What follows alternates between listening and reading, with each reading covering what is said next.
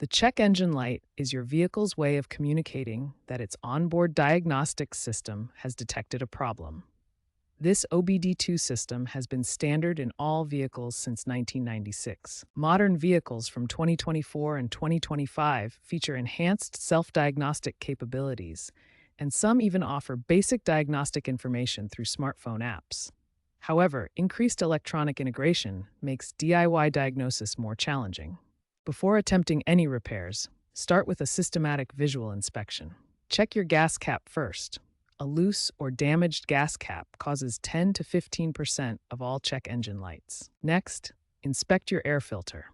A dirty or clogged air filter can trigger the check engine light and reduce engine performance. Also, check vacuum hoses for cracks or disconnections. Also, check fluid levels, including oil and coolant, and examine belts for wear or damage. Pay attention to engine symptoms like rough idling, reduced power, or unusual exhaust smoke colors. Remember, the key to successfully addressing a check engine light is fixing the underlying problem, not just resetting the light. A systematic visual inspection can identify many common issues before they require expensive professional diagnosis. When dealing with a check engine light, there are three main DIY reset methods you can try. However, it's crucial to understand their limitations before attempting any of these approaches. The battery disconnection method involves disconnecting the negative battery terminal for 15 to 30 minutes. This method has a 70 to 80% success rate for temporary resets, but comes with significant drawbacks. However, this method has serious drawbacks. You'll lose all radio presets, clock settings, and the engine's learned parameters.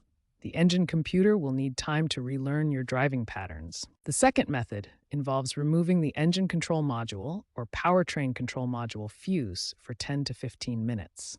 This approach preserves your vehicle settings, but carries the risk of removing the wrong fuse, which could cause damage. The third method is key cycling, which involves turning the ignition on and off in specific sequences. This method is highly vehicle-specific, with different manufacturers requiring different sequences, and has variable success rates. It's critical to understand that these DIY methods only provide temporary fixes. They don't address the underlying problem causing the check engine light. If the original issue persists, the light will return, often within a few driving cycles. You should seek professional help when the check engine light returns after reset attempts, when dealing with complex emission system codes, multiple simultaneous error codes, or any safety-critical system warnings. Professional diagnosis has a 95% success rate compared to 35% for DIY methods.